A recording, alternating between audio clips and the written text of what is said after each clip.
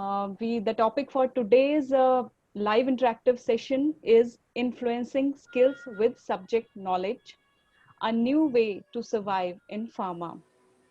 We all know the phrase survival of the fittest, and it has now come down to survival basically for many professionals in pharma industry. So what can we do? We thought about this problem, survival problem, but you will also have to take some, steps. And that is why this session has been arranged. You need to get the subject knowledge. That is obvious, but now you need some skills which may take you ahead in your career, which may help you in, going through this phase where Corona has changed the way things were happening earlier. The session speaker today is Mr. Pankaj Srivastava. He is having more than 35 years of pharmaceutical experience. He has worked in companies like Sanofi, MSD, and Shield Healthcare. He has been conducting sessions to upskill pharma professionals, and his special interest area is to conduct soft skill sessions with doctors, paramedical staff, and pharmaceutical professionals. So I welcome Pankaj sir on this forum, and we are looking ahead for understanding this new skill set which is required now to go ahead in career and to survive now. So over to you, Pankaj sir. Thank you, Dr. Swati, and let me share my screen first. So I think my screen is visible to everyone. Yes, sir. Okay, great. So good evening, friends, and I extend a very warm welcome to all of you. Sorry, sir. It is not on the full screen mode. Yeah, just doing that. Yeah, just doing that. So good evening once again, friends, and I extend a very warm welcome to all of you for this session, which is on influencing skills with subject knowledge, a new way to survive. I think I'll be failing in my duty if I don't mention the excellent work what Pharma State Academy has been doing in terms of upskilling the knowledge and skill of the pharma professionals, and especially Dr. Swati, Dr. Satish. I mean, I think they have been doing a yeoman services, because this is the only platform where you have got so many different types of skills available to pharma professionals. So I feel really indebted that I have been a part of this, and I feel extremely happy, therefore, to get associated through this platform. Now, if you see today's topic, friends, the objective of this today's topic is basically to find out why is it so that the same set of skills which were good enough in yesteryears are no surety for you to get the prescriptions, right? What are the changes which have happened over the years which have prompted this, having influencing skill as one of the major ingredients to be successful while interacting with the doctors? So we are going to discuss all these things in this next maybe 45 to 50 minutes. In case there is any question, in case you have, you can always put up in the chat box, and these are some of the ground rules which I want to set up. Well, in case of any power disruption, and let me tell you, I mean, survival of the fittest we have been talking about, and I mean, I have witnessed in last 2 hours when my ACT fiber net went off. I was thinking about what are the other ways in which I can get connected. I was thinking the option of hotspot, and then finally I decided to go to my sister's place, and that's how I'm connected. So it is a matter of survival of the fittest. So in case here also, if there's any power disruption, I may go offline, but I assure you I'll come back. Questions you can put up in the chat box, and after the end of the session, I'll try to address all these questions. Well, I don't guarantee that I'll be able to satisfy with all my answers, but I'll definitely make a very sincere attempt, right? That's what I want to assure you. Now, as Dr. Swati was talking about survival of the fittest, there was a theory which was given by Charles Darwin on the evolution, how it has taken place.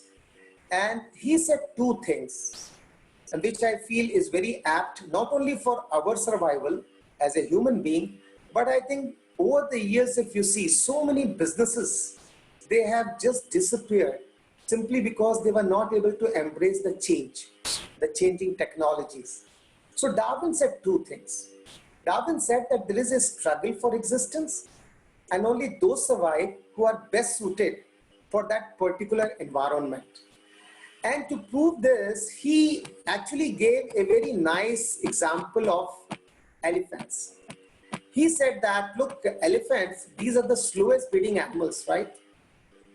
They, in their entire lifespan, which is around 70 to 80 years, they hardly produce 4 to 5 baby elephants, which is very, very less as compared to animal kingdom, where too much fecundity, too much production takes place. So just they produce 4 to 5 baby elephants in the entire lifespan. Darwin, it was around 1830, he calculated the number of elephants who were there in the universe, and he said that if all these 4 or 5 baby elephants they are able to survive, then he calculated in span of some 20-30 years there will not be any space left which will not be inhabited by these elephants in the globe. But in reality, he said it does not happen. And for that, he said that there are many limiting factors like food, shelter, changing climate. And that is why their population is more or less stable. Now, I think same is the case for all of us. I mean, think about it. In today's context also, there's a COVID which is there. I mean, a lot of people, those who have got strong immunity, they are able to survive. They get, COVID negative in a span of 10, 15 days. But those who have got poor immunity, what's happening to them, especially the elderly population, they are just disappearing. So the survival of the fittest is very, very apt. So this is something which I want to highlight to begin with as far as this session is concerned. And this sets as a preamble for my future slides. Now, if you see till 1995, doctors were completely relying on the pharma companies for the scientific knowledge, for the product knowledge. I very vividly remember that when I was a medical representative in the early 80s, and I mean, I was rep till 90, I got promoted in 90s, 1991. The type of time what we used to get from the medical profession was phenomenal. I mean, half an hour, 45 minutes. I mean, the type of interactions what we used to have, it was very, very good. Very, very enriching experience, I would say, we used to have whenever we used to go and meet the doctors. And that was the time when pharma companies, they were in the forefront in establishing the concepts. I mean, I remember I was working with Hext, and there was one concept, chronobiology, was established when we, launched a product known as hostocycline, tetracycline, where we said that there's a circadian rhythm in our body, and if you are taking medicines at a particular time, the efficacy of those medicines will be maximum. Same way, hemorrheology, when Hext introduced Trental, I mean, the flow properties of blood, that was being discussed, and that, the concept got established by the pharma companies. Pleiotropic effect was established by Serdia. Antioxidant was established by American Remedies. And most of the doctors, I would say, except those who were in, say, educational institutions, lecturers, professors, those who were supposed to conduct the classes, they were keeping themselves abreast with the latest knowledge and latest developments.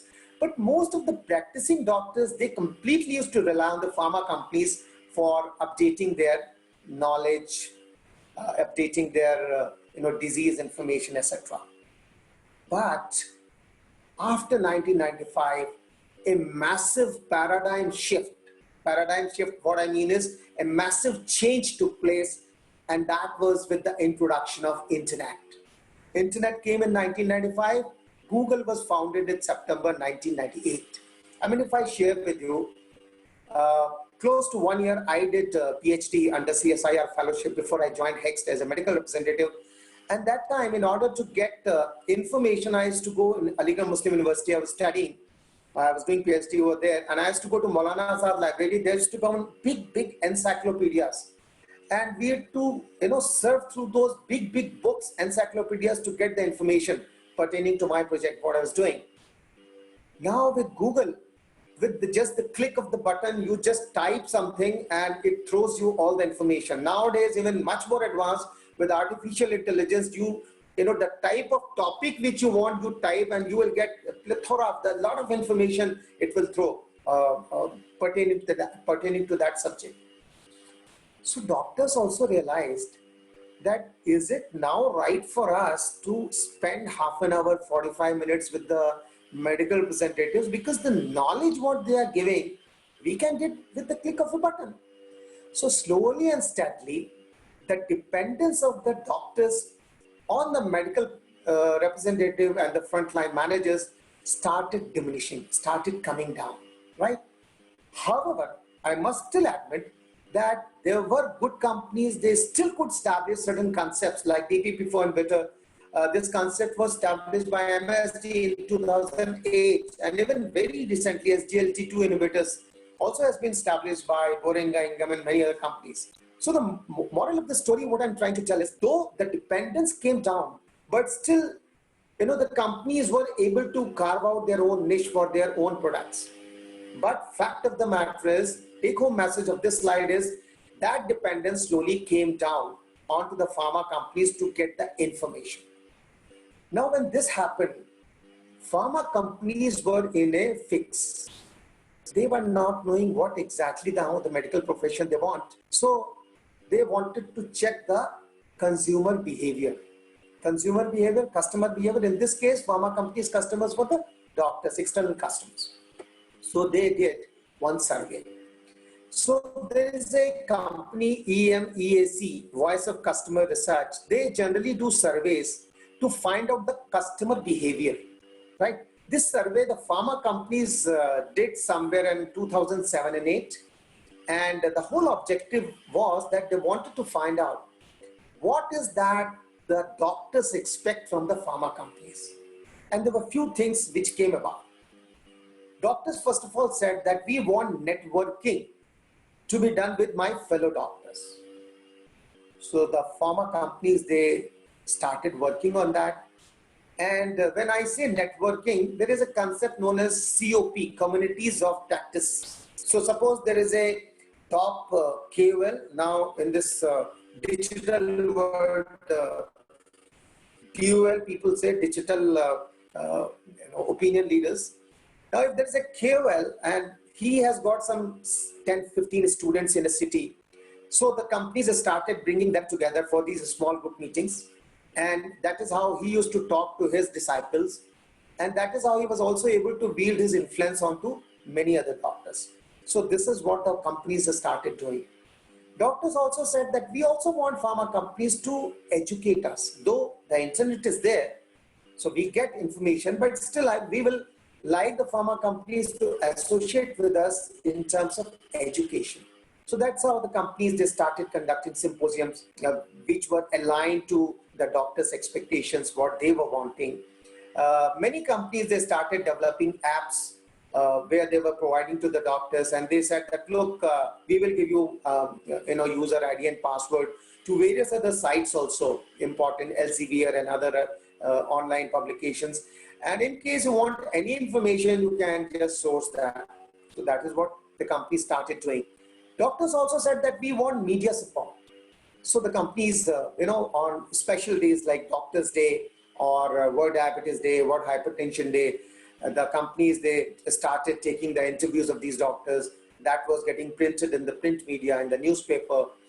Even online, webinars were being conducted. So that the doctors' visibility, especially of the big doctors, was very much there. Fourth requirement, doctors said that we want enabling political environment. That means the pharma companies should help us in knowing what is the political environment. Now, political environment, when I say, I'm not talking about Congress or BJP, what I'm referring is, say, MCI guidelines. Those sort of guidelines which are going to impact their practice. Now, very shortly, you may get some guidelines for marketing practices. And once that comes into force, then many things what currently the pharma companies are able to do, they may not be able to do so. And I'll give you one example here. Say 5 or 8 years back, some of the pharma companies, they were taking doctors in a bunch and were taking them to some very exotic, so-called exotic places like Bangkok, Bali, and they will go there 4 days, they will be there, they will get fully rejuvenated, charged, and then they will come back and start practicing and will prescribe those company products. Now that practice has come down because, MC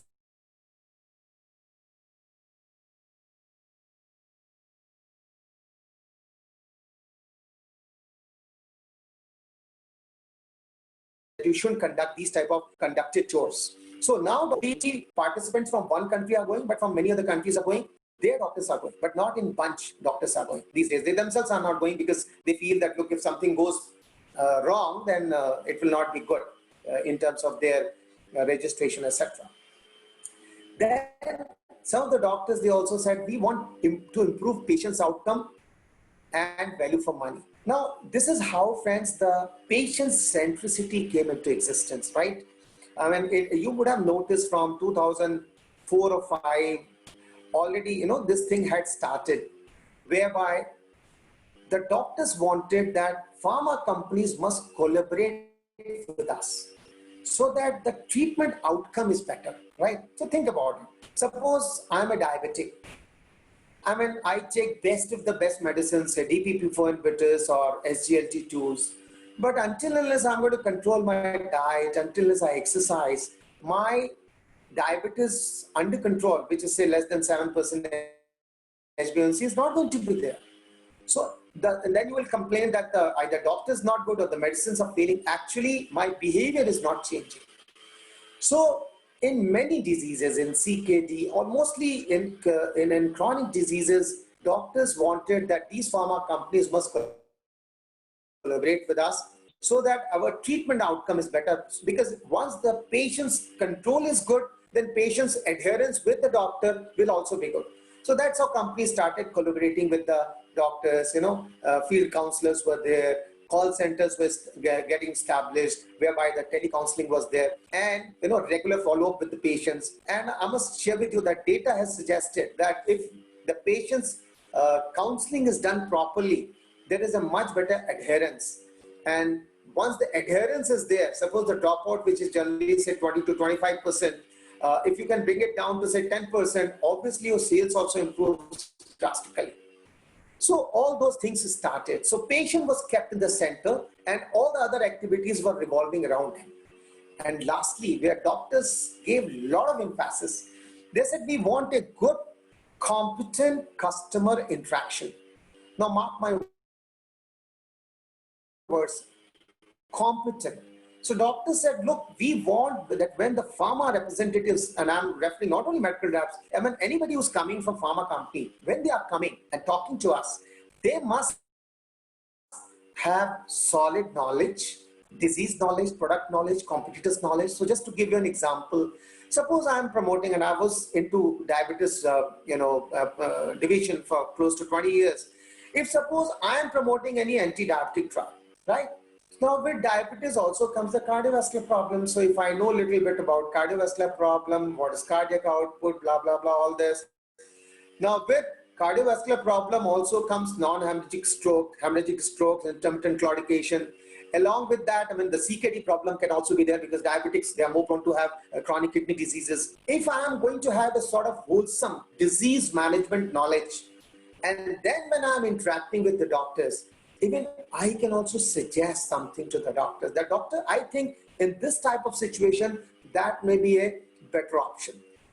The problem is that that sort of knowledge these days, I hardly see is being imparted. And that is where I would request all the training managers, product managers to give a complete disease knowledge to our people so that when they are going, they are able to have a meaningful conversation with them. Along with this, doctors also expected that, these people should be extremely good in having a nice interaction. So when they were saying something about nice interaction, what actually they meant was that our interaction should be something which is very, very enjoyable. So these were some of the requirements, what doctors expected as per this survey, which was done in 2007 and 8, which is also very relevant even now. So friends, What are then the skill sets needed?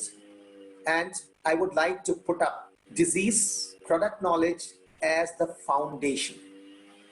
See, any amount of influencing skills are not going to be helpful until and unless your foundation, which is your disease knowledge, your product knowledge, your competitors' knowledge, is not very sound, not very good.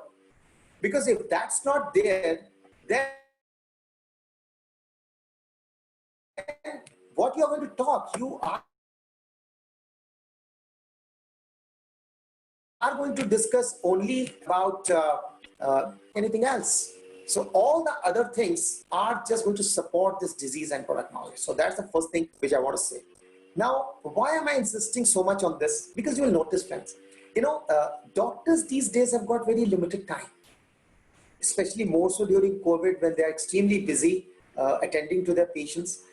Now, when they have got such a limited time, so if earlier they were able to give you say 3 or 4 minutes, now in this current scenario, they will give you maybe 2 minutes. So until unless you are completely assured, what are the things you are going to discuss, how you are going to discuss, what are the features and benefits you are going to talk, you will not be able to build a connect with them. So that is why you should be very, very sure about what you're going to talk. Another thing is that doctors will only trust any information if it's conveyed in a confident manner. Now, this holds true for everyone. Imagine if you're learning, say, car from a driver who himself is not very confident. He doesn't know how to actually release the clutch and how you should change the gears, etc. Do you think you will have any confidence in him? Same is the case with us also. When we are going to the doctors, if we are not talking in a confident manner, not very in a short manner, you'll not be able to radiate that confidence onto the other doctor. So that's why if you want to talk in a confident manner, product knowledge is very important. And lastly, doctors, I firmly believe, prescribe the products mainly on the certain belief systems, right? Now, if the belief system you want to understand, I mean, you have to talk to them. You have to understand their perspective. So it has to be a dialogue, conversation. If you are able to have a conversation, then only you will understand what is there in their minds. If they are prescribing a particular product, why they are prescribing, then only you will be able to build connect with them. So for that, you need to have a solid product knowledge, disease knowledge, and competitors knowledge. With this now, I talk about influencing skills. Now, why influencing skills are needed?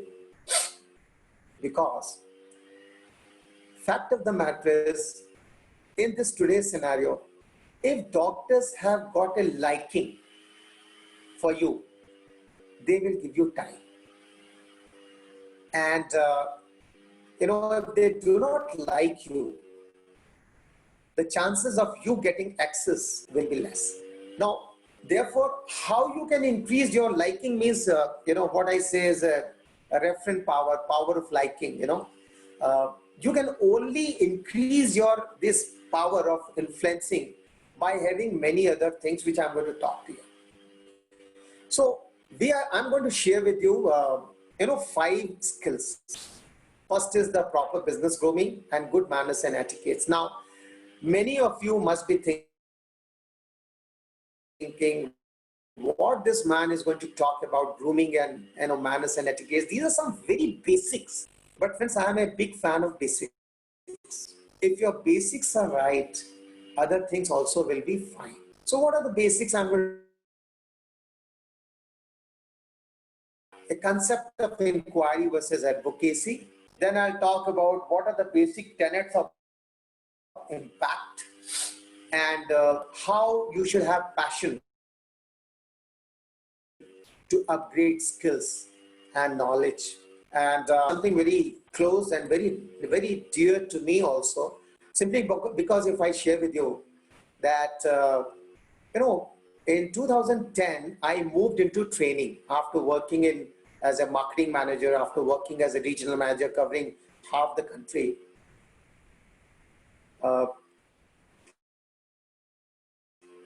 I realized, and this I shifted at the age of 50. So today I'm 60. I realized that if I want to be a good trainer, I must acquire knowledge about how to conduct training, what is training need analysis, how that is done, etc., etc. So it was somewhere around 2012 that I joined the City Diploma for 2 years in learning and development. And where Saturdays and Sundays, I used to go and attend the classes. And imagine, I mean, the girls and boys of my age, they were my fellow colleagues, and they used to call me as uncle, though, I mean, I never used to like that, especially the girls calling me as uncle, but still, the point is that I wanted to acquire that knowledge.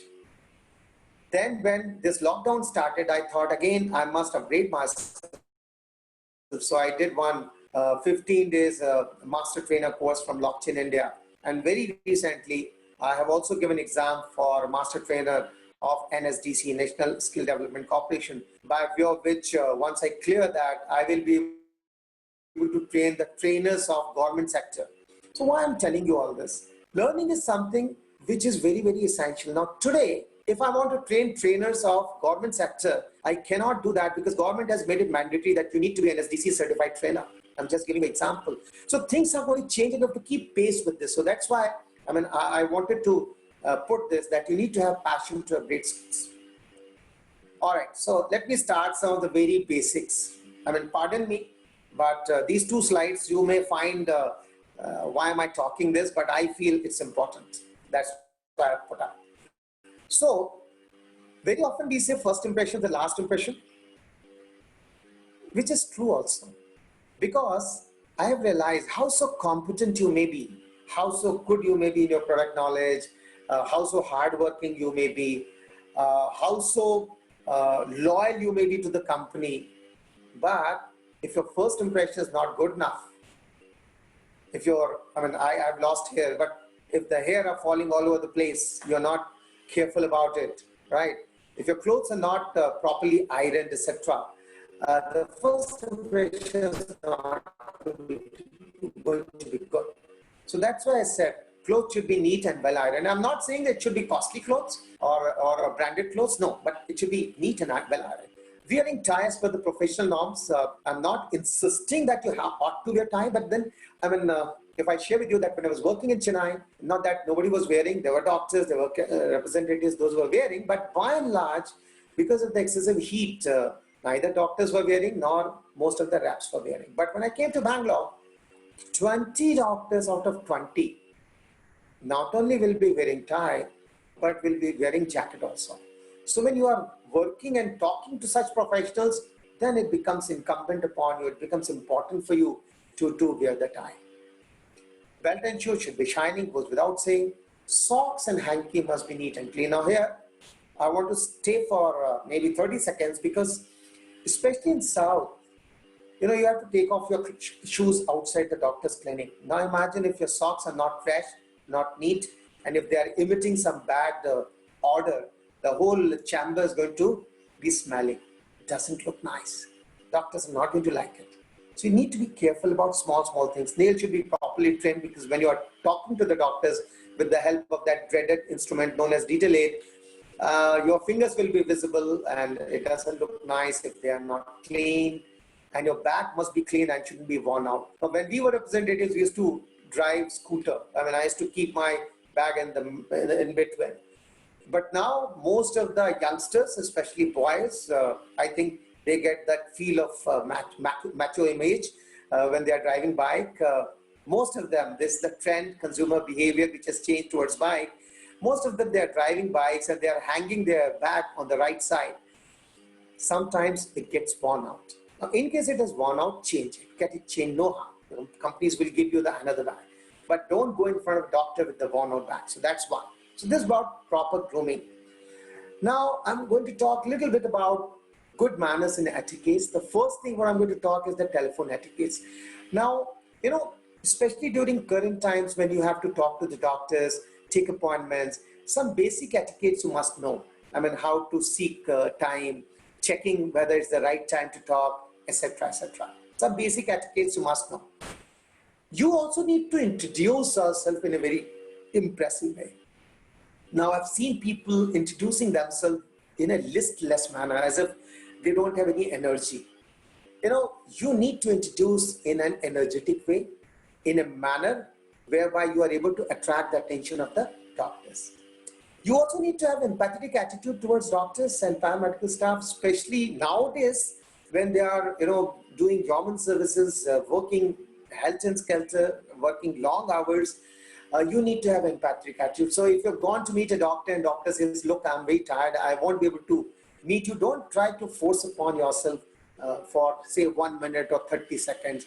Better say, thank you very much, sir, no problem, I'll come again. When can I come? And maybe you can take an appointment that time. Good dining etiquettes may not be very relevant now because we are not conducting these doctors group meeting face to face, but Corona is not going to stay forever. So whenever you start conducting those small group meetings where you're calling doctors and based on the company norms, if suppose you are offering liquor, it shouldn't happen that you start drinking first and get drunk in front of a doctor. Very, very bad. I also suggest, my people always have suggested that when doctors are eating, having, food, you can also pick up the food and eat along with them, talk to them. But be a little careful about, you shouldn't fill up the plate right to the brim. These are some of the very basic things which are repulsive. So I'm saying, please don't do that. And also connect the doctors at emotional level. Now, what is that emotional level I'm talking about? This is what I said, deeper understanding of people.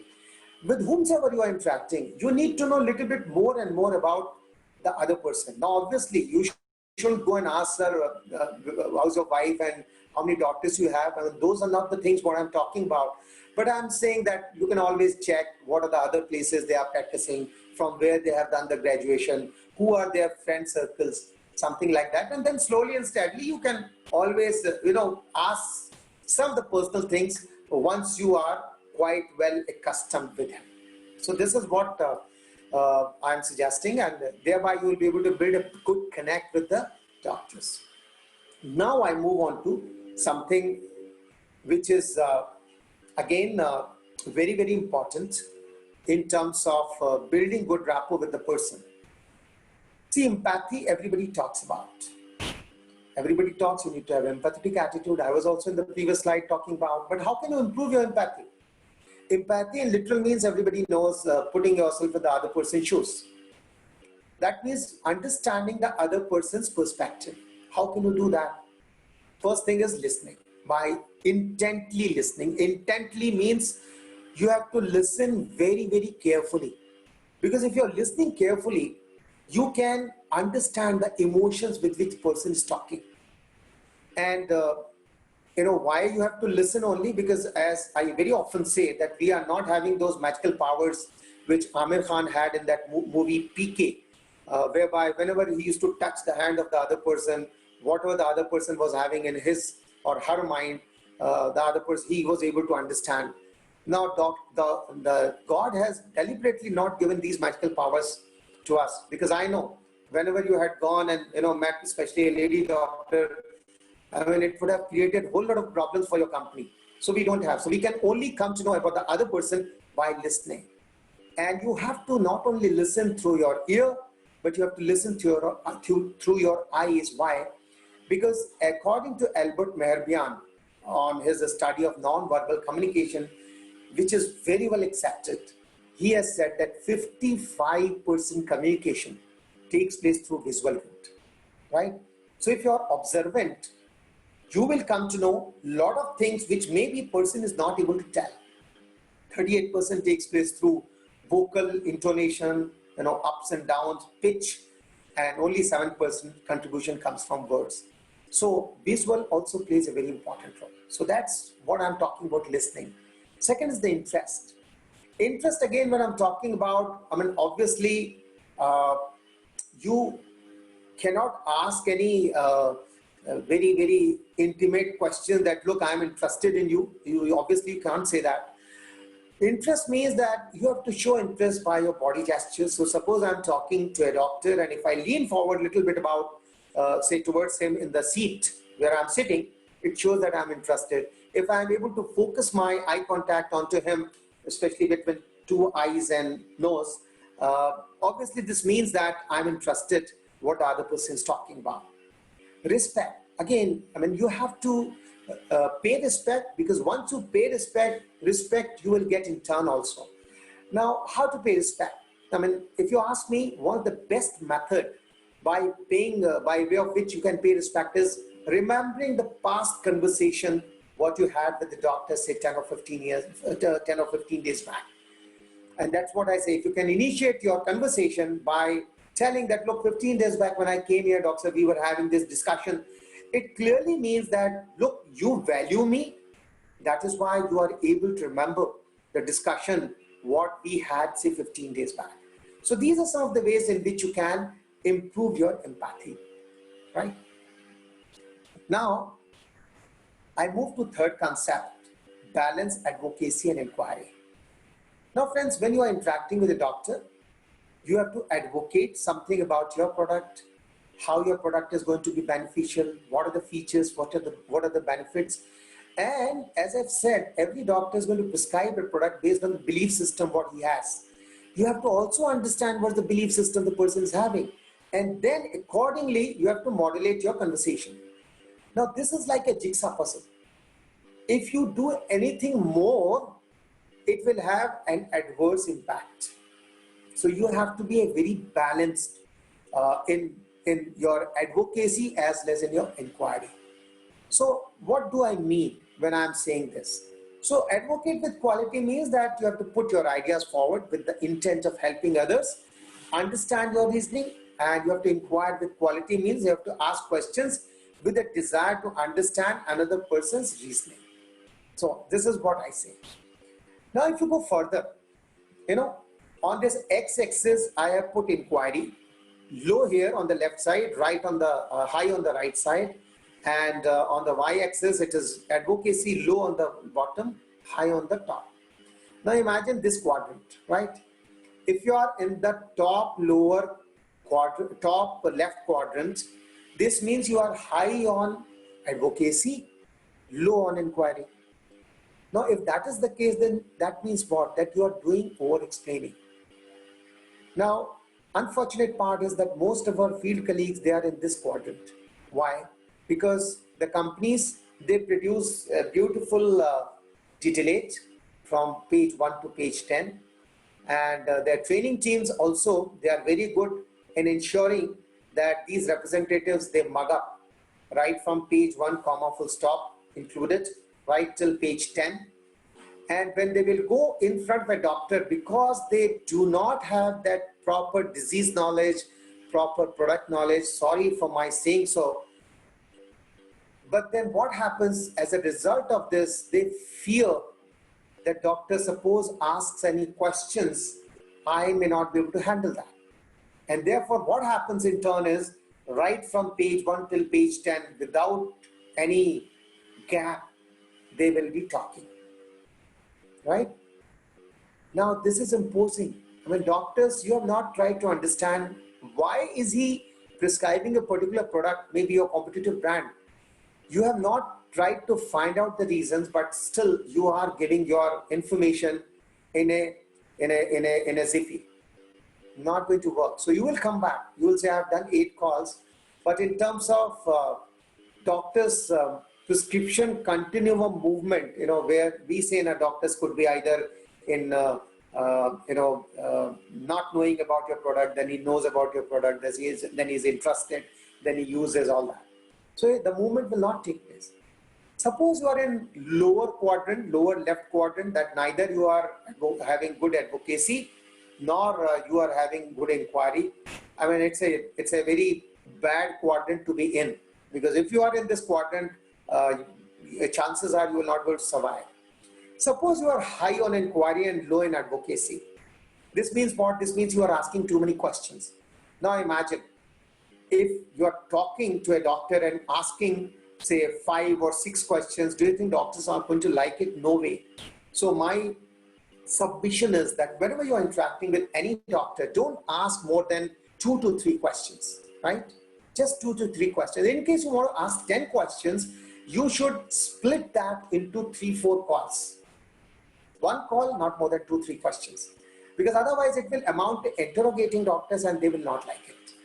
The best quadrant where everybody should be in is high on advocacy, high on inquiry.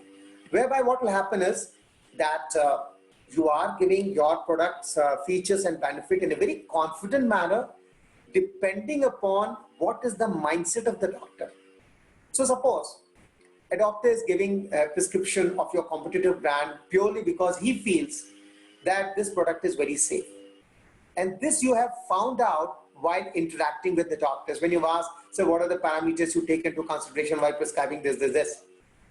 And then if you are going to talk about your product and telling that, look, my product not only is safe, which is the case with other product, but is also efficacious and better efficacious than the other product, it makes sense. So that's what I'm saying. You need to be high on advocacy, high on inquiry. And that's the best segment. Now, I move to another one step. This is step, what I'm talking is the best thing is you should, mask your advocacy as inquiry. I mean, if you can mask this advocacy as inquiry, that's the best thing what can happen. So what I'm meaning is, I've seen many, smart representatives, they will say, Doctor, I want to learn from you. What's your opinion? This is also one way that you are asking the doctor, sir, give me your opinion. And we are all highly opinionated. We love to give opinions. I mean, if you ask me, I can keep on talking for 2, 3 hours, 4 hours, giving my opinions on various topics. Same is the case with doctors. They're also human beings. So they also start giving opinion. This way, they ensure that doctors' mindset they are able to understand, and the conversation, which generally used to stop at 2-3 minutes, will be at least for 10 minutes. But here what I'm trying to say is, you should mask your advocacy as inquiry, and I'll give you one example. The example is that, suppose I say that doctor, now in case I'm having any DPP-4 inhibitor, which in past I used to promote, suppose I go and meet a doctor and I say, doctor, as per ADHD guidelines, after diet and exercise, when you put your type 2 diabetic patients on maximum dose of metformin and still patient is not under control, that means not less than HbA1c 7, they suggest, now I'm not saying this, who are they? AD and ASD guideline, they suggest DPP-4 inhibitors as the next option. What? Do you also follow this? Now, this question what you asked, do you also follow this, is going to put this doctor in a quandary. Quandary means he will be in a very tight situation to reply. Because if he says that, no, I'm not following ADA-ASD guideline, but the entire globe is following, he has to have a very solid reason for that. Generally, you will find 70% of our doctors will say, no, I follow these ADA-ASD guidelines. Once they do that, then obviously you can ask, sir, so when it comes to say DPP-4 inhibitors, what are the parameters you take into consideration while prescribing them? And then you can build up your conversation. So that's what I'm saying, masking your advocacy as inquiry. But I must tell you, friends, this will not happen just like that. It will require huge amount of practice, and you have to really practice very hard. Then only you are going to get this skill. So that's something which I want to highlight. Now I want to talk about some basic tenets of impact. Now, if you all agree with me that we are in the business of impact, so you will appreciate that, the ideal thing is that we should be able to change the behavior of the doctor. I mean, you all will agree that is what we are basically trying to do whenever we are talking to the doctors, right? But if you want to reach here, there are many gates which you have to open. So you have to first to get and give information. After that, you have to persuade the doctor towards your product. You have to also ensure understanding of the doctor. Then only doctors will, try to get into action, and then you will be able to ensure changing the behavior. So there are many skill sets which are required if you want to reach there. So what are the skill sets I'm talking about? First thing I have talked here, that you need to have good communication skills. Then only you will be able to get the information from the doctors and will be able to give also information. And in the previous slides, we have seen how your advocacy and inquiry is going to be helpful in getting the information and giving the information. Once you have done that, then obviously you have to have an empathetic attitude, and with that you will be able to persuade the doctor towards your product. So when I say empathy, you should understand his point of view also. Why is he using your competitive brand? What are the benefits he sees? And once you are able to do so and then give a counter, chances are you will be able to succeed. Then comes a win-win attitude. Now, why I say win-win attitude, and of course there are marketing giants, they will tell you much more about this, that you need to carve out a niche. Now, every product has to have a niche. I mean, it's not that if I've got one anti-diabetic product, how so good it may be, it can be given in all the diabetic products. No, there will be a particular type of niche. So you need to have that win-win attitude. So you need to understand where the doctor wants to use a particular brand. You need to position your brand over there where the doctor also agrees that, look, yes, this I think will be very, very useful. Once you do this type of conversation, then obviously you will develop a trusting relationship where doctor also feels that, look, this man is not trying to sell his product. This man is trying to give me solutions. This man is trying to help me in treating my diabetic patient, in my treating my cardiovascular patient to the target, right? Because then only you will be able to build a trusting relationship if you're not trying to overimpose things. And once that happens, friends, once the doctor also develops confidence in you, mainly because of your good communication skills, good empathy, win-win attitude, trusting relations, obviously that confidence will eventually help him in changing the behavior. So these are some of the important things which you must enforce if you want to reach here in changing the behavior of the doctor. Now, with this, I move on to my last skill, passion to upgrade skills. Friends, I'm sure everybody recognizes both these stalwarts, Sachin Tendulkar and Vinod Kambli. You know, when they came onto that national scene, when they were playing in a Sheffield Shield match in Mumbai, and they scored more than 600 runs, they came into prominence. And as a result of that, of course, Sachin came in the Indian team much before Kambli, but within, I think, 5-6 months later, Kambli also came. When Kambli came onto the scene, Kambli was extremely successful. I mean, he scored 2 double centuries within no time. I remember in the first test match against New Zealand, he scored a double century. Somehow, what happened? Perhaps, I mean, I'm saying perhaps, I don't know the reason, success went in his head and he started drifting apart. Sachin Tendulkar, even after scoring many centuries, kept on practicing. And if I share with you the 2001 India-Australia series in which we won that famous Calcutta match after following on, before that, Sachin Tendulkar knew that in Australian team there's going to be Shane Warne. Now, Shane Warne was a prodigious leg spinner. Like, he used to spin the ball a lot. And generally, he used to bowl on the leg stump or outside the leg stump and, you know, used to turn the ball onto the middle and off. Now, all of you, those who play cricket, will appreciate that hitting along with the spin, you have to actually, you know, go back and then expose the stumps, and then only you can hit. And by chance, if you miss the ball, your stumps are exposed. So Sachin decided that I'm going to hit against the spin. Now, hitting against the spin is very risky because you can hit the ball in the air. So for that, he wanted to practice. So he summoned Sairaj Bahutule. Sairaj Bahutule was a leg spinner from Maharashtra. Along with many, you know, club bowlers, leg spinners, he started practicing on the turner. And he started practicing hitting the ball against the spin. When the series started, Shane Warne was made almost redundant or made useless.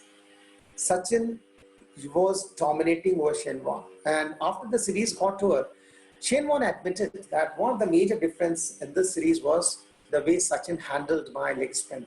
And in that series, Shane Warne was not very successful. Now, friends, the reason why I'm sharing with you is, it is not only in this particular game, if I share with you some of the examples from consumer durables, all those consumer durables who are not able to change themselves along with the technology, they went out of the business. I mean, I'm sure everybody would have known Nokia phone. You know, Nokia phone once upon a time was dominating the global market. But however, you know, Nokia phone couldn't keep pace when these touch screen phones, they started coming. The consumer's behavior was changing. Nokia did not notice that. As a result of that, what happened in 2013, Nokia sold their company to Microsoft. In 2016, Microsoft also sold this company to HMD and Foxconn. Today, how many of you are using Nokia phone? Just think about it. Same way, another classic example is Ambassador car. Ambassador cars, they were, you know, so dominant, say 15 years back, let's say. When Maruti came, it swept the market. Ambassador was actually modeled on the British car Morris, and for almost close to 5 decades, they did not improvise. What happened ultimately? Hindustan Motors, that closed down in 2014. Now you don't get Ambassador cars. All old cars are there. How long they will survive, God knows. STD booths. I mean, we have seen ourselves the type of booming business STD booths, IST booths were having. These mobile phones, they came. Do you find any STD booths nowadays? Not there. Pharma industry. I mean, I come from pharma industry, and I must tell you that when I was a medical representative in 80s, barring Sarabhai Chemicals, which was I think #1 that time, all the other 9 top 10 positions out of top 10 were occupied by multinationals. Slowly and steadily, what happened? Indian companies started coming. There was no patent protection, process protection was there. The companies, Indian companies, they started, you know, coming out. I shouldn't say copycats, but they started, you know, imitating those products which the multinationals they were having at a much lower price. They started dominating the market. Today, out of the first 10 companies in India, I think only Sanofi, if I remember correctly, is at number 10 in terms of turnover. Another advantage which Indian companies had, they were coming out in various therapeutic segments. Multinationals, they were confined into their basic segments where they were dominating. So, I mean, today, the scenario has changed. Lastly, Kodak. You know, Kodak phones, you will remember, when I remember my first Kodak camera, sorry, not phone, Kodak camera, where the reel used to be put up, Kodak films were there. It was doing very well business, good business. Then the digital cameras started coming, and Kodak was so obsessed with the film that they did not do the transformation. Ultimately, what happened? Where's Kodak today? I mean, I can keep on rattling example after example, which clearly suggests that if you do not change with the technology, if you don't upgrade yourself, you will be out of the business. Lastly, friends, I want to end my session by sharing one story, which I generally do. So this story is of Ram and Shyam, who used to cultivate potatoes in a village Kakori near Lucknow. Since I belong to Kakori, that's why I'm saying. Now the field size of both the farmers was same, but still Shyam used to earn more profits than Ram. So one day Ram decided, I'm going to find out what's the reason, how come Shyam is earning more profits, though our field dimensions are same, we both are cultivating potatoes. So he went to Shyam's house. So he asked Shyam, please tell me, how is it so that you are earning more profits than me? So Shyam asked, what do you do?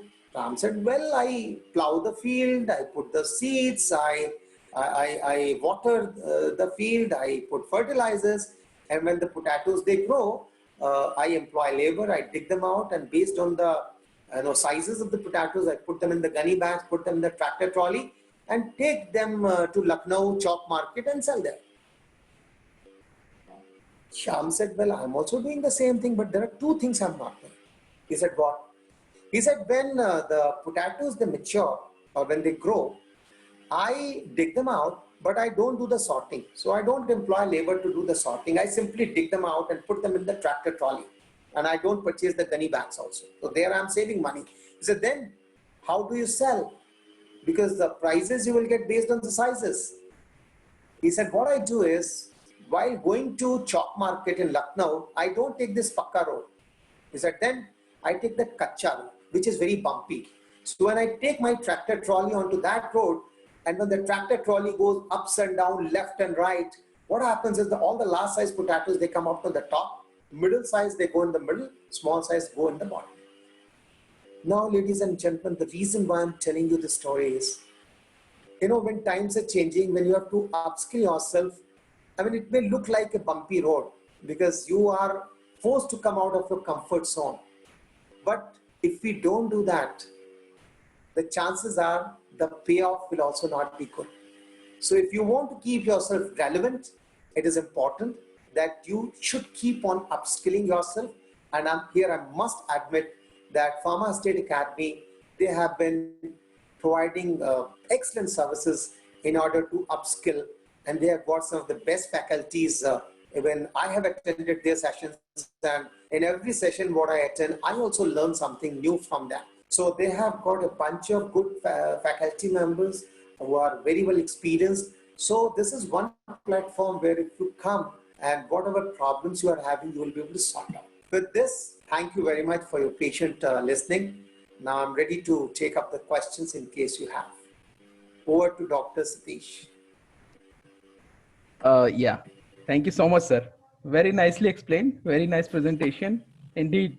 And you connected, gave real world examples from the past and the present also. And you are making us ready for the future actually. And it is very much pertinent in today's scenario, especially in COVID. We need to adapt new changes in order to survive. You give two examples of many examples rather. Out of that, I would like to share my screen to just show how the companies have changed. One you gave of Kodak, Yes. and another very famous company, Fujifilm. Yes, that was also in the same business of photography and camera. Correct. I'll just share with people who are attending here in this webinar to show how the things are changing actually. So can you see my screen? Yes, yes, yes, yes. So if you can see and appreciate that what is written here, Kodak announces initiative to create Kodak Pharmaceuticals, right? So this is a real recent news that has come up. And also Fujifilm, if you see, this is also a company which belongs to they had their core area into healthcare. They had their core area into the photography, filmography or cameras. But now Correct. how the times are forcing them to change. So that itself shows these big companies are actually changing themselves into something which is the future. So they are finding that yet pharma is booming, something like that. So it is the best thing to enter into a pharma space. So this is how this is happening. So with this example, I would also like to emphasize that yes, future of pharma is very bright, especially after COVID. The world is looking toward Indian pharma, which is world leader for providing the low cost medicines, but with good quality, right? So that is what is happening. So we should be very, fortunate to be in such a space of Indian pharma, which is going to grow like anything, right? Okay. So I'll just stop my screen share. Just wanted to share one question from my side, Satish. Dr. Swati, I'm not getting your voice. Satish, hello. Yeah. I'm not getting your voice, Dr. Swati.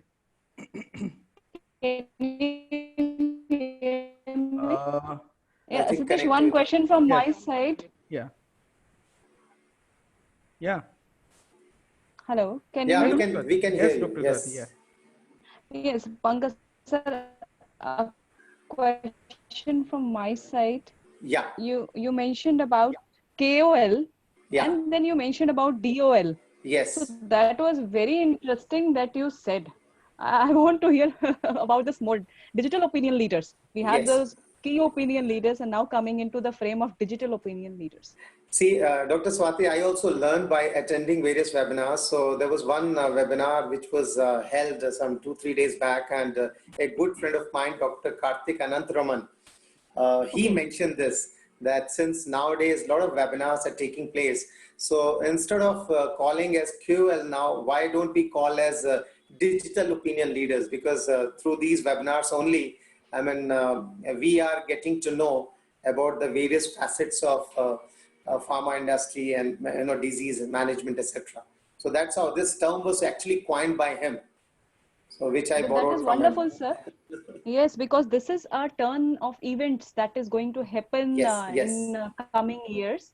yes. The key will become digital. Yes, and another thing is, Dr. Swati, that I mean, if you ask me, maybe next 1 or 2 years, the type of artificial intelligence which is going to come into diagnosis, into the type of medications what we are going to give, the type of HR practices which are required, because HR is going to have a significant change in the way they are recruiting people, because the skill sets required in future are going to be very different, right?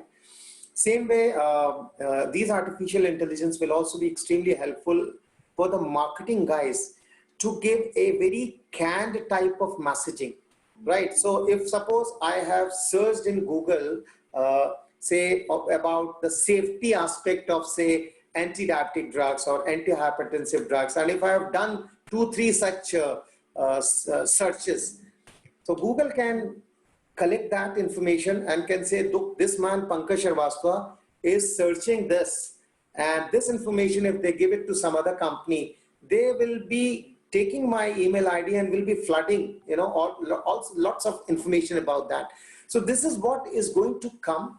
It has already started happening, but in times to come, the artificial intelligence is going to be it's going to play a key role. The way, I mean, we are doing the messaging, the way doctors are practicing. So what I'm saying is we have to surrender to change. This is one term which one of my bosses, they always used to say when Sanofi Aventis merger took place, you have to surrender to change. I mean, I completely agree. You have to surrender to change, because we can't resist that. If we try to resist that, we'll be out of the market, because the whole world is moving towards that. So we have to learn that. And COVID, for instance, has told us that, look, we can get connected. I have never met you in person till now, Dr. Swati or Dr. Satish, but I feel as if I know you for quite some time, right? Exactly. Same way, I mean, with so many people, they are in far-flung areas, but still we get connected through the beautiful medium internet. Yeah, right, right. Exactly, sir. Yeah, Thank yeah. you so much. Yes, thank you, sir. First of all, thank you so much to everyone who is attending the webinar on Zoom as well as on the Facebook Live. You have taken out time from today is a festival also. So first of all, happy Ganesh Chaturthi to everyone attending this webinar. And what we are going to do now that I will take few questions that have come on Facebook Live, and after that I will take questions from the Zoom session itself. So I'll request whoever the professionals who are attending the session currently, if you have any question related to topic, survival of yours in the pharma industry, past, present, or future, you can just shoot the question in the chat box. We'll take the question, we'll put it to the speaker, and we'll ask Pankaj sir to just share his experience and provide a solution of any problem that you are facing, right? And at the end, we are going to open the session for everyone. So anyone is having any query who wants to interact directly with sir, he will be able to interact one-to-one also, right? So let's get started. So sir, I'll be taking first questions from the Facebook. The first question is, uh, Mr. Sharan Arimani is saying, dear sir, during this pandemic situation, we are having less time in doctor's chamber, but how to grab this as an opportunity? Very relevant question. Sharad has asked this. Very relevant question, because fact of the matter is that doctors, they have got limited time because of excessive engagement with the patients, and sometimes they are not available also, right?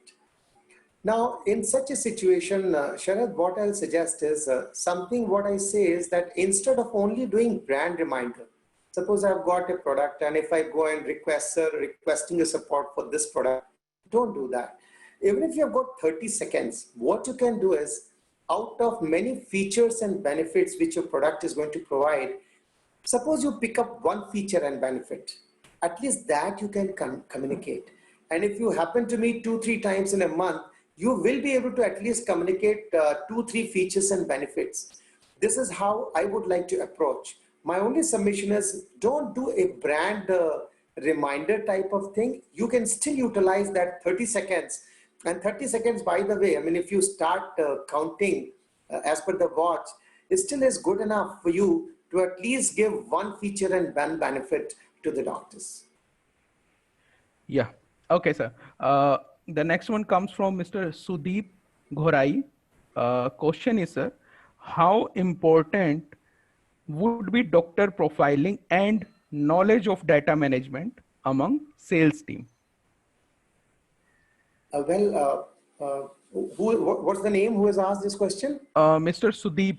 Sudeep, data management is going to play a huge role in future also. How you can do doctor profiling? Well, segmentation of the doctors based on many factors you can do. So, like I'll give you example. Suppose I've got a product which is costing 100 rupees, right? And I've got a product, my competitors, which is costing say 10 rupees. How will I select my doctors?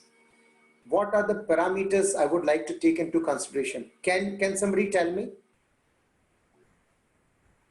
I'm just giving you an example. I have to sell a product which is costing 100 rupees. My competitor is costing 10 rupees.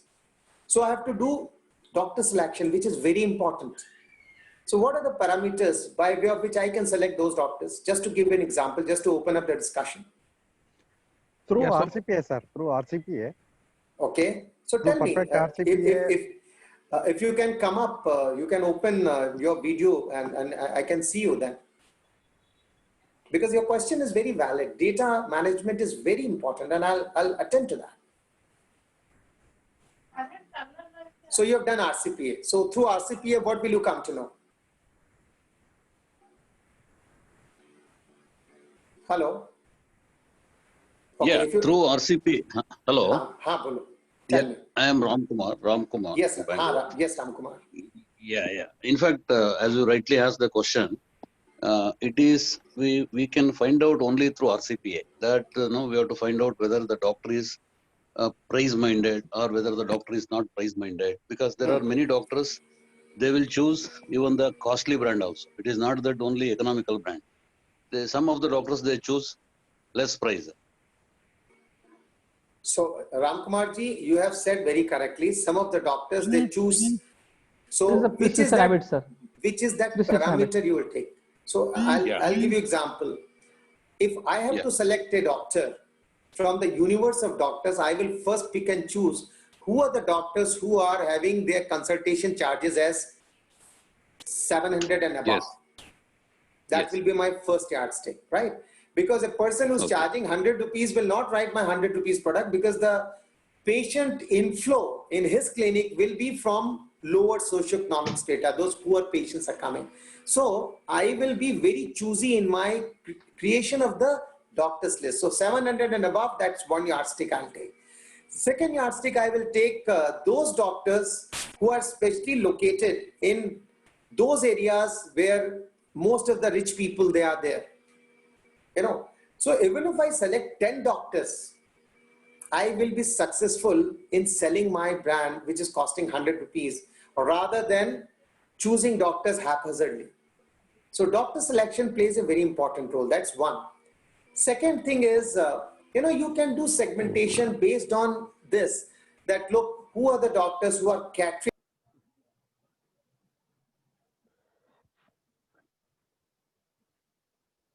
Sir, your voice is not. Sir, can you unmute yourself? Voice is not audible. Sorry, I'm so sorry. Now I'm audible? Yes. So I will go back. So I was telling you that I will select a doctor whose consultation charges are above 700, say, to begin with, right? Because a person whose consultation charges are 100 or 200 rupees is not going to prescribe my 100 rupees medicine. Secondly, I am saying that I will also choose doctors who are having high consultation charges, especially in those areas where the most of the elite group, the rich people, they are staying. So, I mean, in every city you will get those type of areas also. Third segment, I can have that what type of patients are coming, where the drug what I'm promoting, suppose I'm promoting an anti-rheumatic drug. I mean, actually, I'm giving you a live example. I had one product, Arava, and there was a product, Lefra from Torrent. Lefra was costing 7 rupees, Arava was costing 100 rupees. And still we were the brand leaders. So, I mean, that's what I'm saying, that then I'll choose who are the key opinion leaders.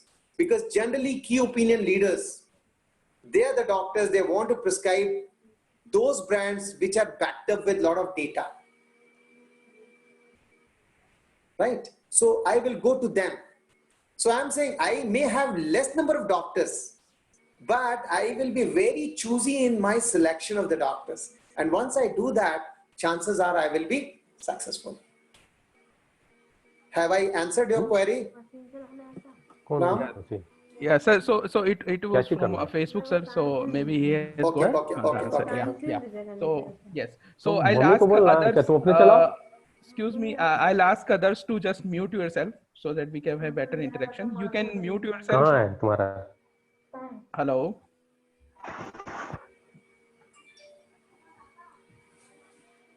People are there. Satish, you can mute them from back end. I'm not able to find that is what. Yeah, now got it. Yes. Okay. So the second question is coming from. Just a sec.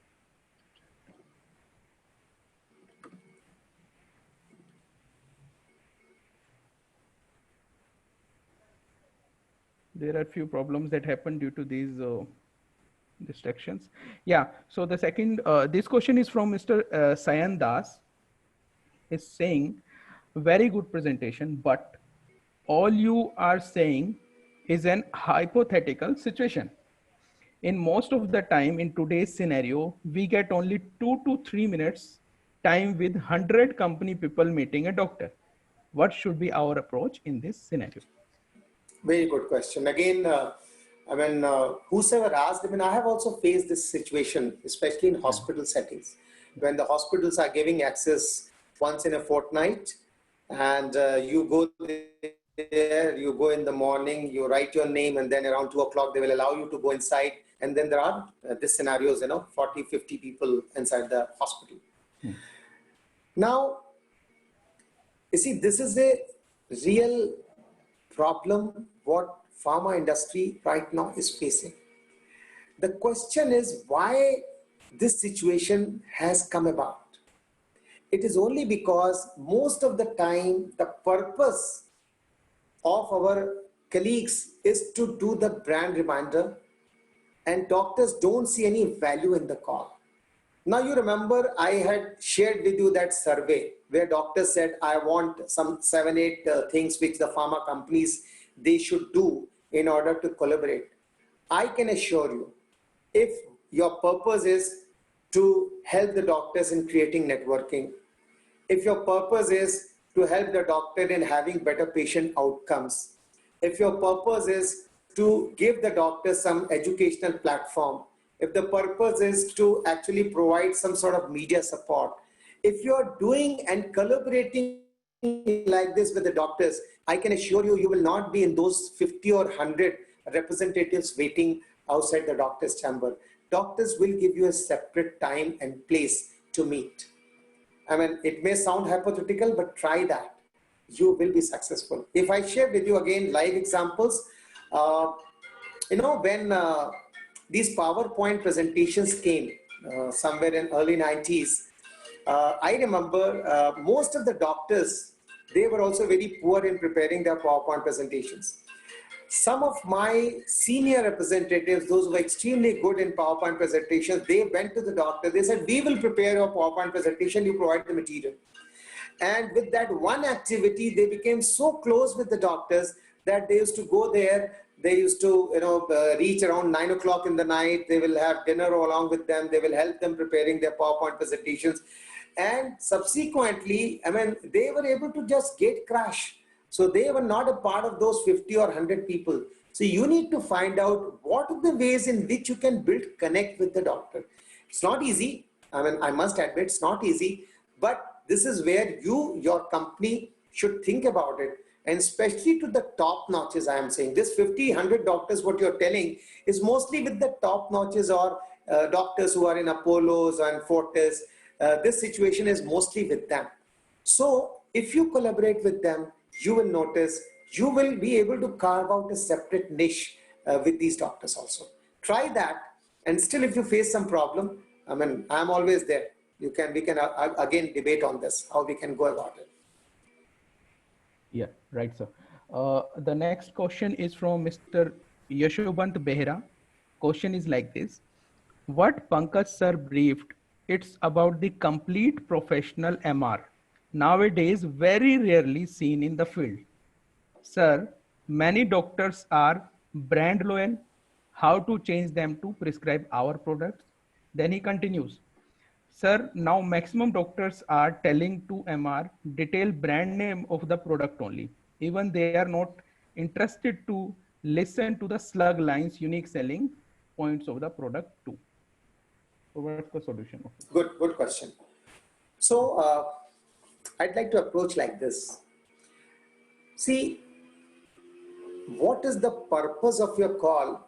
You should be very clear. I mean, those of you who have done my one course on the objective of the call, you know, there is a product related objective. There is a customer understanding related objective.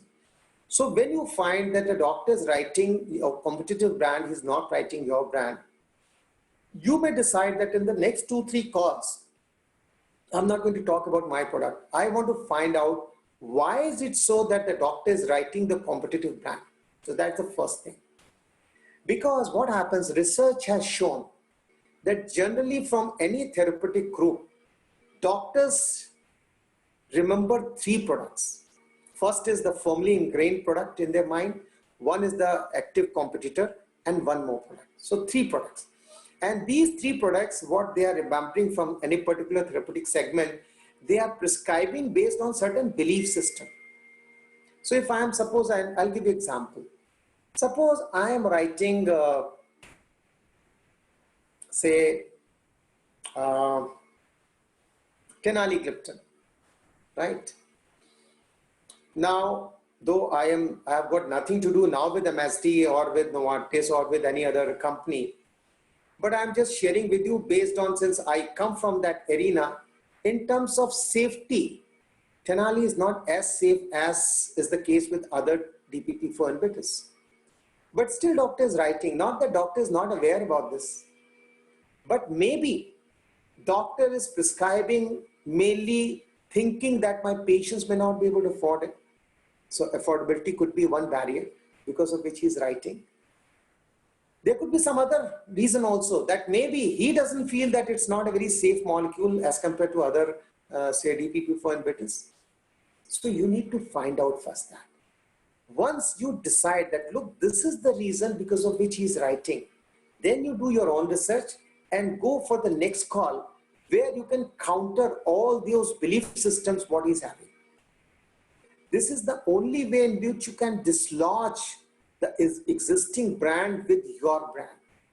And that is why I always say in one call, this is not the end. You need to have a customer plan. So if I go and say that, look, Dr. Satish is prescribing X product, I will decide I'm going to meet Dr. Satish 8 times, 7 times. First 2 times I will check what is the understanding. Then I will collect my data and then I will go and talk that, doctor, during my previous visit, this is what you have said. I have come here with this relevant data which may interest you, and then you talk about your product. This is how in maybe 5-6 visits, you will see some amount of change in, say, Dr. Satish's prescribing habit. So this is how you need to approach. Yeah. Yeah. The next question is from the person who is having the same name as yours, sir. Mr. Pankaj Srivastav is asking. It's a very common name. Yeah. So, sir, I would like to know, as doctors are giving less than 30 seconds, how visuals will play a role. Most of doctors are not allowing to open even the visual aid and to detail, how to detail then 2 or 3 products. So there are 2 questions in this. First is, if you have got 30 seconds, how you are going to decide which product to promote out of your product assortment. So if I am working in any X division, I've got 3-4 products, which product I must decide to promote. So my suggestion is the product which contributes maximum to your target. That's the product you must pick up, because generally that will be your P1, that will be your first product to be promoted. Now, another issue is 30 seconds. As somebody asked this question, if I've got 30 seconds, what I should do? 30 seconds, you can at least talk one proper feature and benefit about your product. 30 seconds will allow you to do this. Don't try to do it in a jumbled manner where you are not very confident and talking, because you want to, encapsulate, you want to condense so much information in that 30 seconds. If you try to do that, what will happen? You will speak very fast. You know what you're going to tell. And in the process, the other person may not be able to relate it anything. No issues. 30 seconds, as I've said, is still, if you count with the watch, is good enough for you to at least tell about yourself, tell about your product, at least one feature and one benefit. That is something which you can always do. And that will have some amount of lasting effect. Yeah, Mr. Mahendran Royappan is asking, sir, how to interact through doctors nowadays in Digital Connect?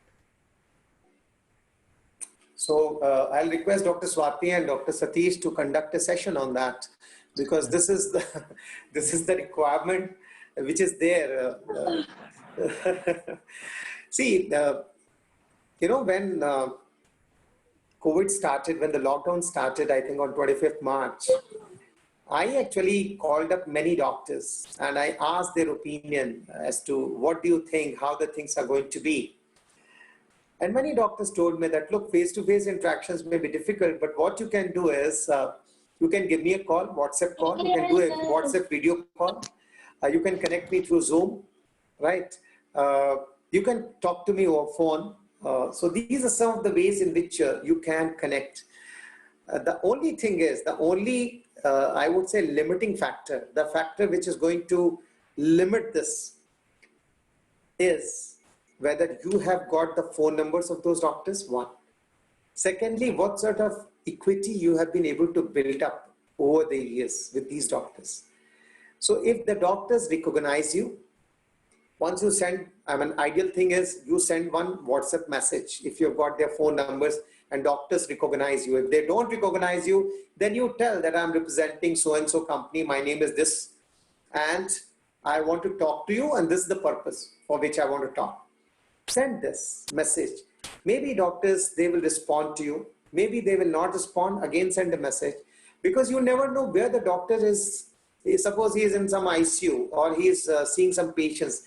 Doctors feel irritated. So don't do that. Send a message. Once they give you response, then you can always give a call. The ideal thing is now you have got facility of WhatsApp call. You can include your area manager also in that WhatsApp call, and then you both can talk to the doctor. That possibility is there. Zoom, I would still say, wherever you are very familiar with the doctors, and if there are some 4 or 5 doctors with whom you want to have an interaction, you seek up an appointment and connect with them. That's another way in which you can do that. And of course, there are so many platforms nowadays through which you can. There's a Blue Jeans, there's a Microsoft Teams and whatnot. There are so many platforms are there. You see what is the comfort level of the doctors. You may be very familiar with Zoom. I hope even doctors are also nowadays very familiar, forcibly on Zoom and other platforms. But if they are not, you can give a simple call, or you can do a WhatsApp call, video call. That is what is the easiest way of connecting with them. I hope I've been able to answer your query.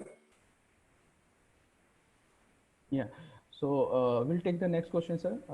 We'll give them a chance to interact with you directly if there is any query further into these questions. Yeah. So Mr. Bhaskar Chakraborty, he's putting a very pertinent question.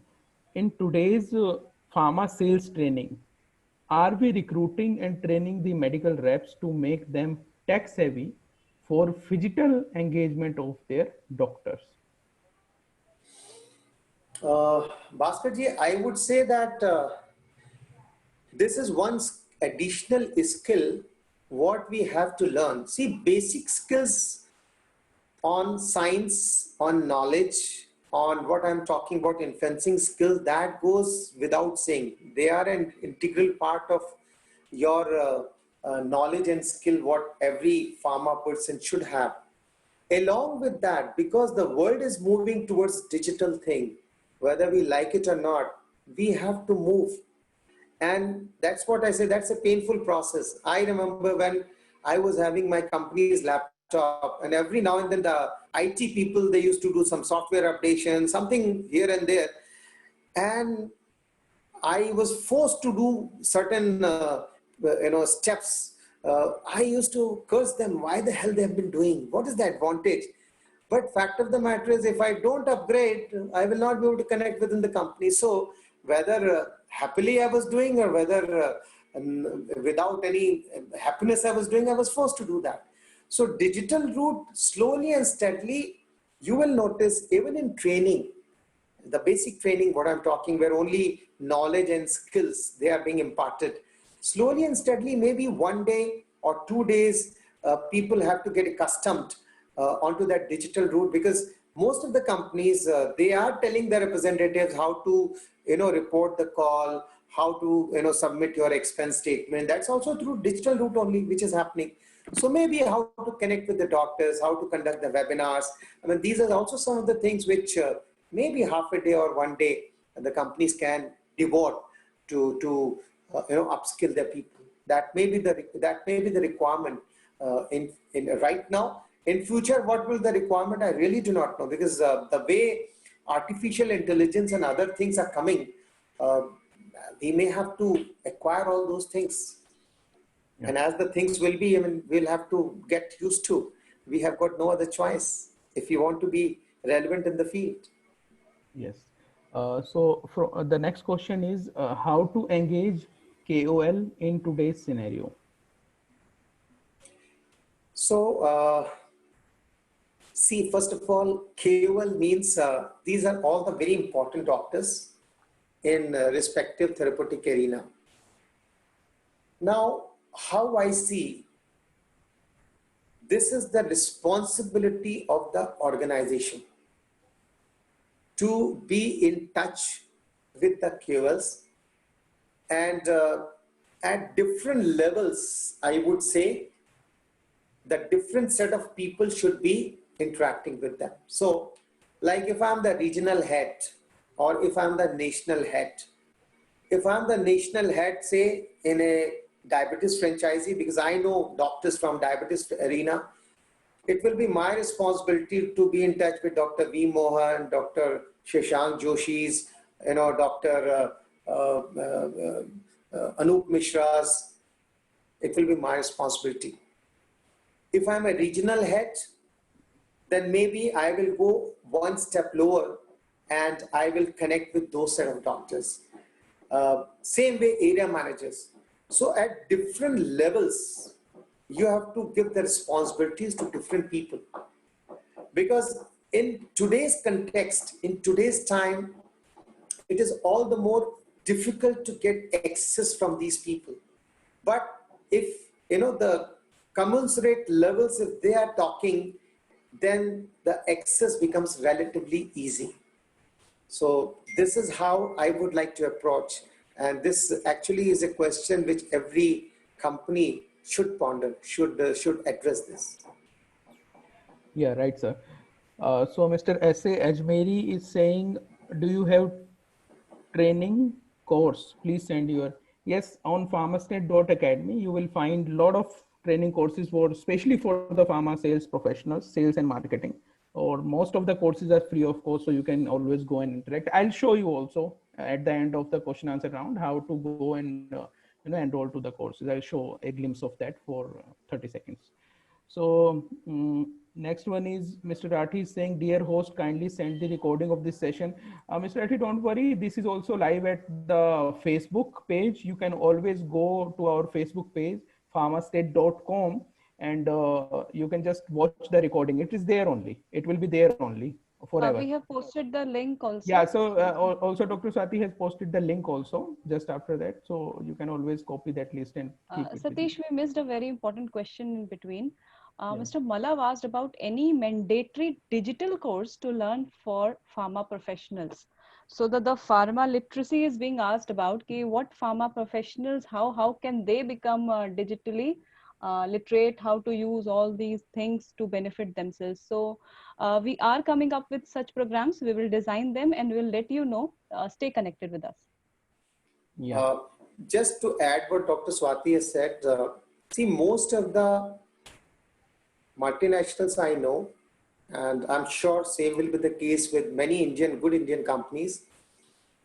See, they have got something known as learning management system, LMS system, whereby they also upload various courses which they feel are pertinent for various strata, various levels. It's very simple way. I mean, you have to only go onto that LMS, search for the course, and complete that.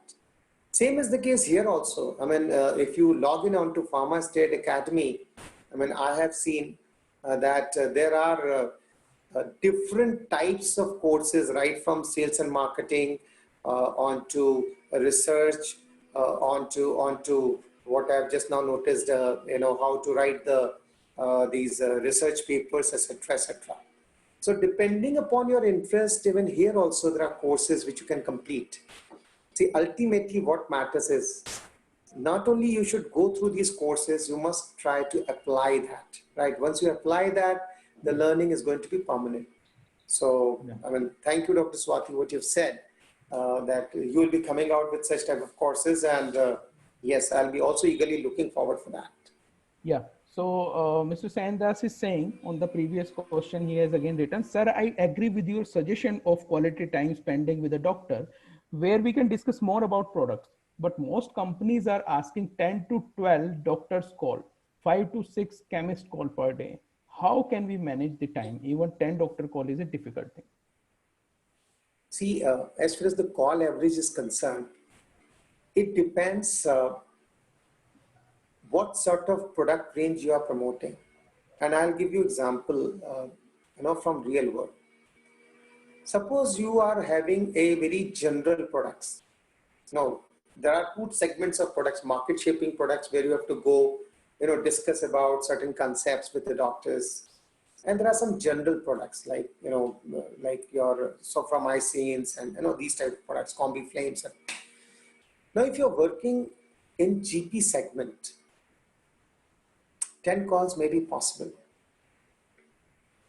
But if you're working in, say, CKD segment, where you have to meet nephrologist, where you have to meet diabetologist, endocrinologist, 10 calls may not be possible. If you're meeting gynecologist, most of the gynecologists either are, inundated with so many, ladies, because that's the most flourishing industry, or they are into ICU in the operation theaters. Difficult. I mean, it's very difficult to meet them. So 10 calls may not be ideal. And I feel that the management of every company is good enough, intelligent enough to decide what should be the appropriate call averages. So I don't know on what basis 10 or 12 call averages the company is asking, but I still feel that if you are promoting those sort of products which are meant for general practitioners, maybe it's possible, may not be possible in this present scenario in COVID, when doctors are not available, then that's a different scenario. So here you can always, try your level best. And I believe that the management will have trust in you. In case there is some management which is not having trust in what you are doing. I mean, even at Pharma State Academy, I was one of the participants like you, and I was listening to some faculty, and he said, if that's the case, worst come worst, you take a selfie in front of a doctor's clinic and you post it. I mean, that is going that's going too much. But then if you are confronted with this type of situation where you have to rely to this type of situation, please do that. But generally, I don't think the companies will not trust you. The management, they are, most of them, they are pretty good people. They will trust you. So you try your level best in this current scenario. But if it's not a COVID scenario, then if they are saying 10 calls, then I would say that it all depends what sort of products you are promoting. Specialization, 10 calls may not be possible in this current scenario, maybe 5, 6, 7 at the most.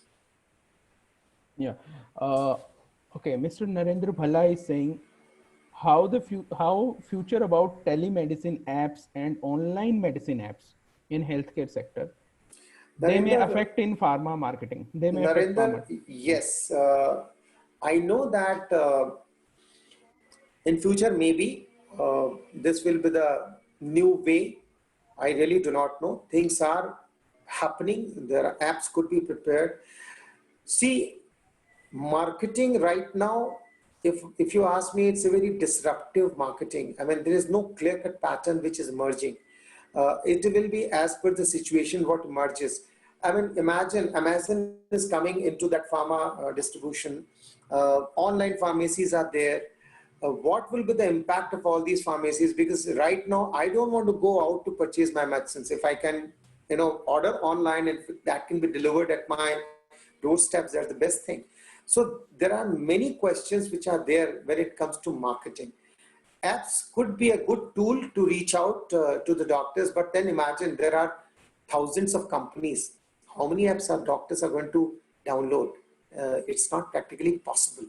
So instead of apps, where the company can promote their own products, there are some companies, they have prepared those type of apps where they have given says access to some of the online journals, etc., by way of which if the doctor wants to get some information, it's possible. So those type of things right now are happening, but in future what is going to be the marketing trend, only time is going to tell. Yeah, Mr. Janardhan is saying, dear sir, as I am in antibiotic segment, 50% doctors stopped prescribing. So how to achieve my target? I have a lot of pressure for the same. So I completely agree with this colleague of mine. See what has happened in this COVID, the chronic segment actually has not been affected. In fact, I was reading somewhere that the cardiovascular segment has shown some growth also of 11-12% in this COVID period. But because patients are not going for elective surgeries, because patients are not going for even common ailments what they might be having, the antibiotic segment, yes, has been impacted. Other segments like low molecular weight heparin and things like that also have been impacted. I mean, it is difficult to achieve 100% target what was initiated maybe at the beginning of the year. But fact of the matter is, I mean, every good company would like to remodel their targets. I mean, in this situation, ideally speaking, they should reduce the targets and should give you a target in such a manner which excites you, which you feel you can at least achieve, which will motivate you to come out of your house. So I know most of the good companies are modulating those targets because nothing is certain. I mean, you can't give target for next 6 months. Every month you have to decide. And as in my previous webinar, I was sharing that suppose the situation is bad in Bangalore, in Andhra Pradesh right now, in Kerala, as compared to say Delhi.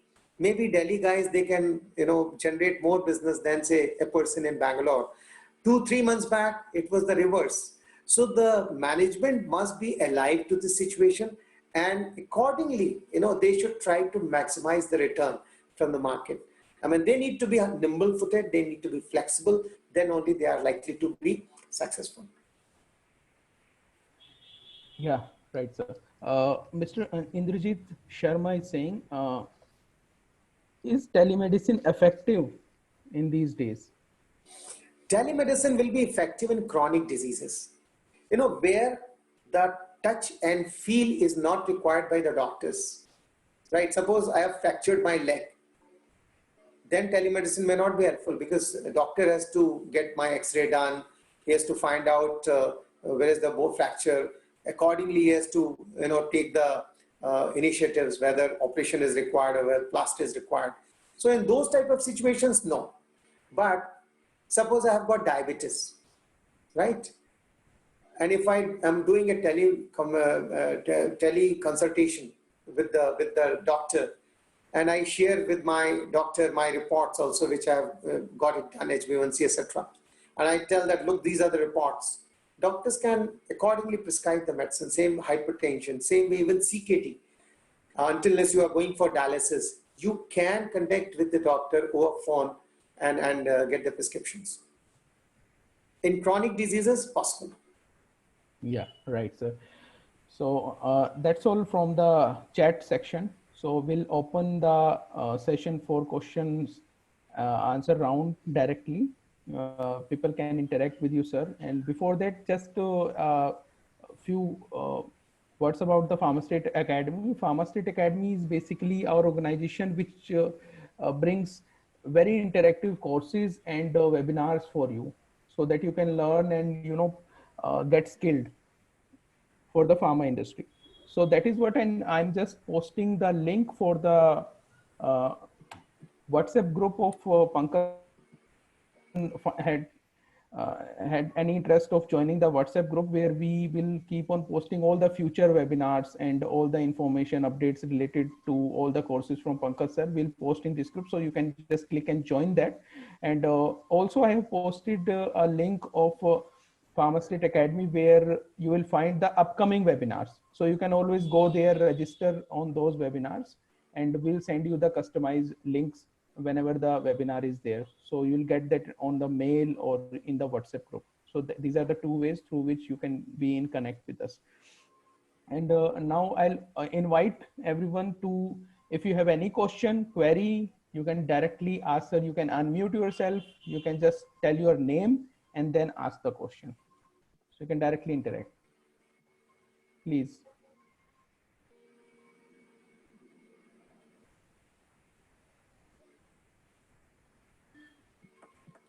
You can unmute yourself.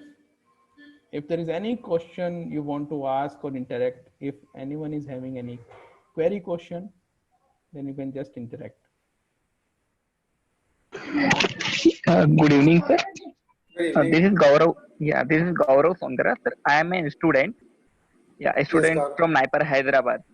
Okay, Sir, Gaurav. I have one question. I think maybe it can silly because I am a student. Didn't did a sale till now. So There's no question silly, Gaurav. Every question yeah, thank you, is sir. a question, right? Yes. Okay, thank you, sir. Sir, so there is a one thing that's a skill, and one is a knowledge. I believe means you said that product knowledge, competitors knowledge, and or customer knowledge. It's most important thing to sell our product. Other thing that or skills.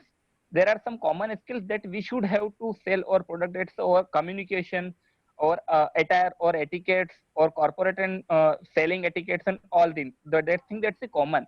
What are the special skills that can be like that we should have, which can be like tremendous for us, or we can more better than others? So Gaurav, since you are a student, attitude is also very important. Knowledge, skill, and attitude. Now, why I say attitude, you need to decide what are the things which motivates you, what are the things which do not motivate you. Like if I share with you, I joined PhD. Why? Because there was a CSIR fellowship, there was a university grant which CSIR used to provide me. But I knew later that that was a wrong choice. Maybe I should not have gone there, because theory was something which always used to interest me. Practical was not a thing which was very motivating for me. Plus, of course, there were some circumstances which were also compelling me. So what I'm trying to come back here is attitude. You must assess your attitude wherever you want to go. So in deciding about your career also, so you are a pharmacy graduate? Yes, sir, I am pharmacy graduate. Currently, I am pursuing pharmaceutical management, pharma MBA. From where? IHMR? Sir, Naipar, Hyderabad. Okay, National Institute of Pharmaceutical Education. Okay. So you are doing this MBA. Now, you want to go into the management cadre. You should decide what interests you. Is marketing interest you? Is sales interest you? Is some other allied field interest you? There are plenty of fields where as a management student you can go, whether channel management interests you. Because if your attitude along with knowledge and skill is in a particular arena and you choose your career at that, the chances of your success are going to be much more. So this is also one skill which is very important. In this 40-50 minutes, I cannot discuss everything. So I have omitted that. Otherwise, knowledge, skill, as well as attitude is also equally important to be successful. Have I answered, Gaurav? Yes, sir. Answer, sir. But a small confusion I have also that the common skills that is means every person have. What could like which skills a person should the different or skills, special skills that can be make better than others. So if you are if you are going to be a man manager, the one skill which is very important is the emotional intelligence, right? Now, if you ask me what is this emotional intelligence, well, it's a long topic. Emotional intelligence means knowing yourself, that is self-awareness, social awareness, right? So if you know yourself, what are the things which motivates you, what are the triggers which makes you angry? If you know the social skills, how to interact with people, what are the things which people like, what are the things which people don't like, those human skills is going to be very, very useful if you are a man manager. For a man manager, emotional intelligence is very, very important because after some time, once you are an area manager, fine. I mean, your product knowledge, all these things are required. But as you grow up, when you become RBM, zonal manager, national sales manager, you are not going to be remembering your product knowledge and disease knowledge so much. It is more how to deal with people. So for people management, emotional intelligence is very important. If you want to go say in marketing, where directly you're not interacting with people, your your ability, your command over language, for instance English, I mean whether you like it or not, your command over English language is very important if you want to pursue your marketing. Your penchant or your inclination towards innovation is very important. Your curiosity to know why doctors are writing a particular product is very important. Your ability to understand your field force, what they can promote, what they cannot promote. You can, make best of the best state of the art detailing, though I'm not in favor of detailing personally. But suppose you come out with something like this, you should know whether they can deliver to the doctors or not. So you need to know. So some amount of field work also one has to do to be completely in touch with the market. I know Vivek sir always says 15 days, marketing guys, they should work in the field. I mean, I don't know in this current scenario whether they will be able to do 15 days, but fact of the matter is completely agree. They have to be completely in touch with the field so that they know exactly what's happening, whether their strategies are getting populated onto the doctors. So, I mean, there are different skill sets needed in different types of job. So you need to decide which is your attitude, where is your attitude, where is your interest. Based on that, whatever are the skill sets required, you need to upskill yourself. Have I now answered? Yes, sir. Yes, sir. Really. Thank you so much, sir. In the session Welcome. that you delivered, it's really interesting, and I will be in touch with you, sir. Thank you, Sure, sir. sure. Thank you, Bharat. Thank you. Okay, anyone else who want to ask any question? We will be closing by 8, so we have 7 or 8 minutes left. So anyone who wants to interact, any question from your side? Okay, so people are, Mr. Janardhan is asking, sir, tomorrow is there a webinar of, is there a webinar? So I'll just quickly show you how you can go and check which webinar is tomorrow and the future webinars. Sir, with your permission, I would like to show the screen. Sure. Yeah, so I'll just share my screen and you will know like which all webinars are there. So, okay. I'm sorry for that. And yeah, so this is, if you see, this is the pharmastate.academy. Many colleagues were asking, like, are there It courses is available? not yet visible, your screen. I I mean, can it is see. a lag. You can see, sir? Okay. Yeah, I It can is a see. lag. Yeah, yeah. So maybe that is visible to everyone. And I just a can sec. see. I can see. Screen sharing is paused. Just a sec. I'll again do that. I'm sorry for that. Yeah. Yeah. So I think now it is visible. Yeah. Yes. Yes, so friends, this is pharmastate.academy. This is our organization, Pharmastate. It is a around 4.5 year old organization, and we are working for the skill development of pharma professionals. Pharmastate.academy is the domain. You can just search on Google. Also, you'll find a lot of courses from our side. And whoever wants to, learn about the webinars, which all webinars. So these are the webinars. For example, this was today's webinar. So tomorrow we have this webinar on second line manager productivity issues and solutions. Then again, there is a webinar on attrition, and as new webinars are being decided, they are added here only. And when you click here, view all, you will go on the list of the webinars. So you'll see all the webinars. So this is one of the webinar on 5th of September. It is on top 10 medical device reasons to get into medical device sales. And the best part is we are also putting the recording of the earlier webinars. So you'll go there and just click that watch now button, and you can go and watch the earlier recording. Along with that, you can also register here. So when you register here, we send you, customize this link of the webinar so that you can join, right? So these are the few things that it is regarding webinar that you can do. Along with that, you can also go and check the courses that we have on this platform. So you'll find very interesting courses. For example, this is the recent one, concept of marketing mix, productivity issues and solutions for the first line manager. This is Sir's Pankaj Sir's this influencing skill course. So this is also available in the form of course. So you can go there, just click this, you will get the course opened. It is free of cost, no charges for that. 23 people have already enrolled to that. You can just click there and it will ask for your login and all these things, and you can just do login and just start doing the course. So, and it is free for the lifetime for you once you enroll into it, right? So anytime you want to come back and just do it. And the best part is that you also get the certificate after you complete the course.